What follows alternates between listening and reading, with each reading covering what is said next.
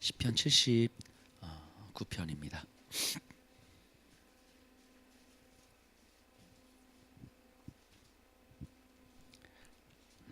79편 1절에서 4절까지 우리 좀 함께 보도록 하겠습니다. 하나님이여, 이방 나라들이 주의 기업의 땅에 들어와서 주의 성전을 더럽히고 예루살렘이 돌무더기가 되게 하였나이다. 그들이 주의 종들의 시체를 공중의 새에게 밥으로, 주의 성도들의 육체를 땅의 짐승에게 주며 그들의 피를 예루살렘 사방에 물같이 흘렸으나 그들을 매장하는 자가 없었나이다. 우리는 우리 이웃에게 비방거리가 되며 우리를 애워싼 자에게 조소와 조롱거리가 되었나이다. 아멘.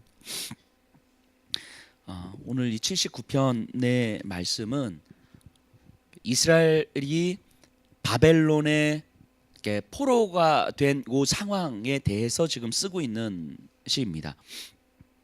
그러니까 이스라엘 백성의 입장에서 보면 바벨론은 이방 나라고, 그래서 하나님을 알지 못하는 자들인데 그들에 의해서 하나님을 아는 우리가 이렇게 포로가 된 거예요. 식민지 백성이 돼버린 거죠. 예루살렘 성전은 불에 탔고 많은 사람들이 잡혀갔고 먹을 것이 없어지고 아주 비참한 노예의 생활을 하고 있어요. 그래서 4절에 보면 우리는 우리 이웃에게 비방거리가 되며 우리를 애워싼 자에게 조소와 조롱거리가 되었나이다. 하나님의 백성인 우리가 왜 이렇게 힘에 겨워야만 합니까? 물론 우리 조상들이 우리들이 하나님 앞에 범죄하였다는 건 알겠지만 그럼에도 불구하고 이렇게까지 힘에 겨워야 할 이유가 무엇입니까? 이렇게 고백하고 있는 거거든요. 그리고 물리적인 힘겨움을 넘어서 조소와 조롱거리가 되고 세상의 웃음거리가 되어지고 있는 이 현실이, 도대체 우리가 이렇게까지 힘들어야만 하는 이유가 무엇입니까? 이렇게 고백해요. 5절에 보면요, 여호와여, 어느 때까지니까 영원히 노하시리이까? 주의 질투가 불붙듯 하시리이까? 이 5절의 고백을 보면 여호와여, 어느 때까지니까, 이 시인이 한두 번 기도한 게 아닌 거예요. 계속 기도하고 있는 거죠. 계속 주님 앞에 기도하고, 왜 이렇게 우리가 힘들어야만 합니까? 언제까지 힘들어야만 합니까? 계속해서 이야기를 하는데 사실 하나님은 아무 응답이 없으시는 거죠. 그러자 시인이 이렇게 고백하는 거예요. 어느 때까지니까, 언제까지 우리를 노하시겠습니까? 우리를 향하여서. 주의 질투가, 그러니까 우리가 이방 민족 아래 들어가서 신음하고 있는 이 상태, 그럼 뻔하죠. 바벨론의 식민지 치하에서 바벨론의 신을 섬기면서 바벨론의 힘 아래에서 굴복하듯 살아가야 되는 우리의 삶인데, 당신의 백성이 이렇게 살아가는 모습을 보면서 하나님 안에서 이 질투하는 마음이 일어나야 우리를 다시 회복시켜 주실 텐데, 언제까지 하나님께서 그렇게 담담하게 가만히 계실 것입니까? 하나님을 향하여서 지금 따지듯 이렇게 묻고 있는 것인데, 하나님을 향해서 이렇게 따지듯 묻고 있는 이 모습이 이 정말 답답한 거 끝까지 와 있는 거죠. 붙들고 매달리고. 그러니까 이 5절에 기도하기까지 이 시인의 마음에는 많은 감정의 이 흐름들이 분명히 있었을 거예요. 하나님, 내가 기도가 부족해서, 내가 하나님을 조금 더 사랑하지 못해서 이런 현실인 것 같습니다. 더 기도하는데, 하나님, 내가 정말 얼마나 더 기도를 해야 되겠습니까? 하나님, 언제까지 침묵하시겠습니까? 또 기도하는데 그럼에도 하나님은 전혀 응답하지 않으시는 상황에서 이제는 하나님 앞에서 이제 악이 오르는 거예요. 하나님을 향해서 이제 정말 마음이 상하는 거예요. 하나님 때문에 마음이 상하는 거죠. 하나님, 정말 내가 어떻게 되어야 하나님 마음이 편하시겠습니까? 여기서 도대체 내가 어떻게 해야 되는 것입니까? 내가 할 수 있는 것이 아무것도 없는 이 현실 앞에서 하나님, 내가 어떻게 해야 되는 것입니까? 지금 이 고백을 시인이 하고 있는 거예요. 이게 억울한 거죠. 억울해도 그냥 너무너무 억울한 거예요. 이해가 안 되는 거예요. 차라리 하나님 나타나셔서 너 나에게 1,000번제를 드려라. 너 정말 열심히 돈 벌어가지고 나한테 뭐 1억을 헌금해라. 아니면 너 나에게 300일 동안 새벽 예배 드려라. 뭐 이런 거 정확하게 말씀하시면 힘들어도 뭔가 한번 해보긴 할 텐데, 이런 것도 없는 거예요. 도대체 내가 뭘 어떻게 해야 될지도 모르는 거죠. 그냥 두려워 벌벌 떨고 이해가 안 되고 억울하고 이런 상황에 지금 처해져 있는 거죠. 하박국 선지자의 모습이 좀 떠오릅니다. 하박국 선지자가 꼭 이 모양이거든요.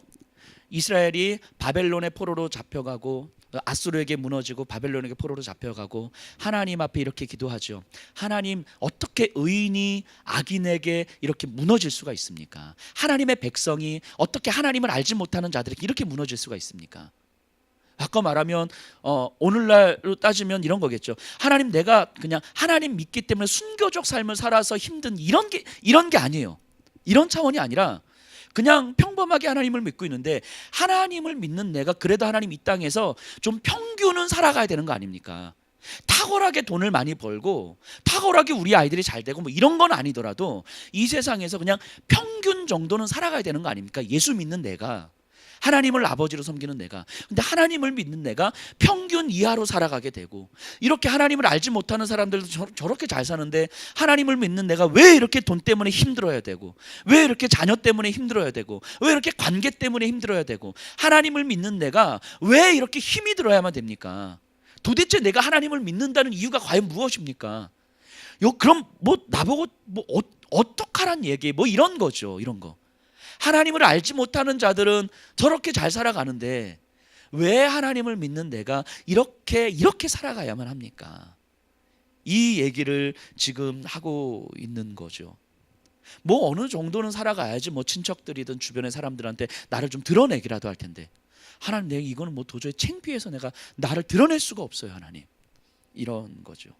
하나님을 믿는 사람이 왜 이렇게 힘들어야만 하는지, 이런 삶에서, 이런 현실 가운데서 하나님을 더 어떻게 의지를 해야 하는 건지, 그냥 내가 말씀에 순종하면서 십자가의 길을 걸어가다가 당하는 순종이면 그래도 하나님 앞에 힘들지만 그래도 나 말씀 붙들고 갔어요, 뭐 순교했습니다, 순교적 삶으로 살았어, 이렇게 드러낼 거라도 있죠. 그냥 그런 것도 아닌 삶을 살아가는데 하나님, 이 삶의 고난 앞에서 어떻게 내가 여기서 더 하나님을 의지해야 됩니까? 도대체 내가 뭘 어떻게 해야 됩니까? 이런 고백을 우리가 지금 하고 있는 거 아니겠습니까? 지금 이 시인은 지금 그런 상황 앞에서 하나님을 향해서 언제까지 우리에게 침묵하시겠습니까? 이 고백을 하는 거죠.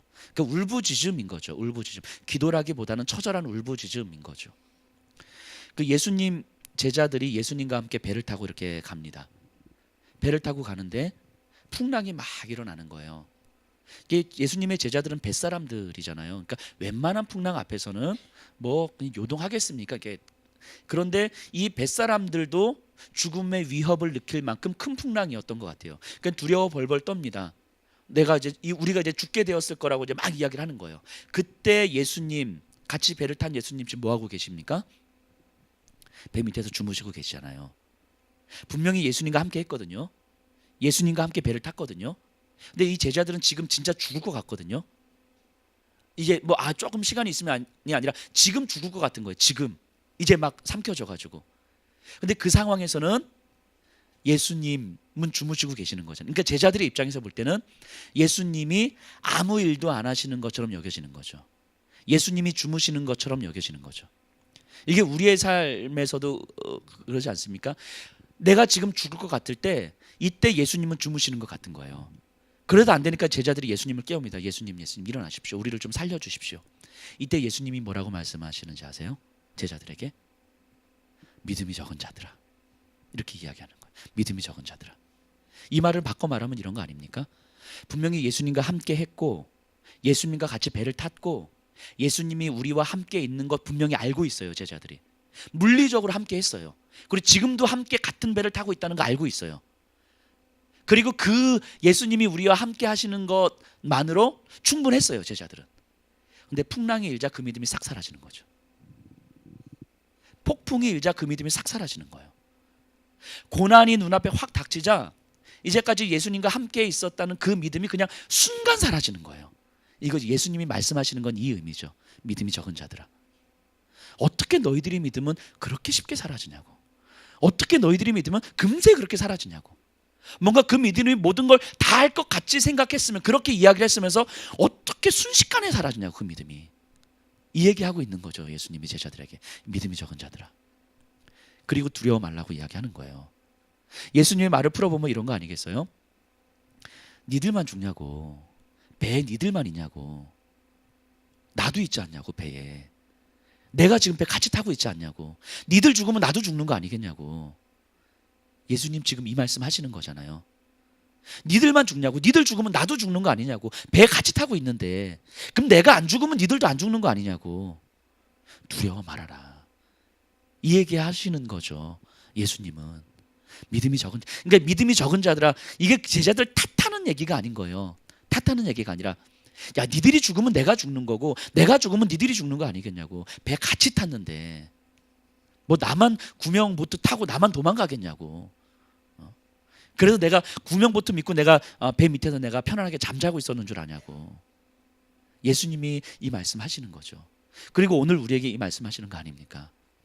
분명히 하나님과 함께 했고 우리가 예수님을 믿고 예수님과 함께 있다는 것을 확인했고 그런 상황에서 고난이 우리 눈앞에 확 닥쳐오자 그 믿음이 순간 사라지는, 금세 사라지는 거예요. 이게 우리예요. 이게 우리. 그리고 그게 제자들이라는 걸 예수님 알고 계시는 거죠.